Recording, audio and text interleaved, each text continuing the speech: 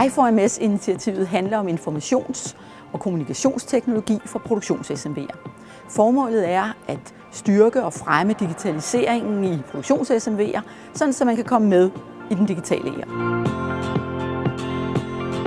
Projektet vil støtte produktions-SMV'erne i deres digitalisering ved at fremme adgangen til mere viden, ved at sikre en lettere vidensudveksling på tværs af landegrænser og ved at gøre det lettere at få adgang til funding.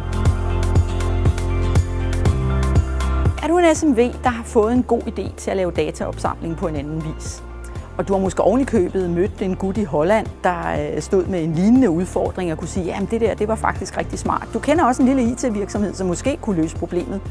Men det koster noget at gå i gang.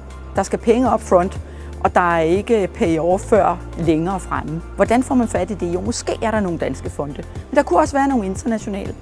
På I4MS Community-siden, der får du en liste over alle de fundingmuligheder, der relaterer til SMV'er, produktion og digitalisering. Allerførst så går man ind på i4ms.eu. Oppe i højre hjørne er der en knap, der hedder Community. Der trykker man, og så er man stort set medlem.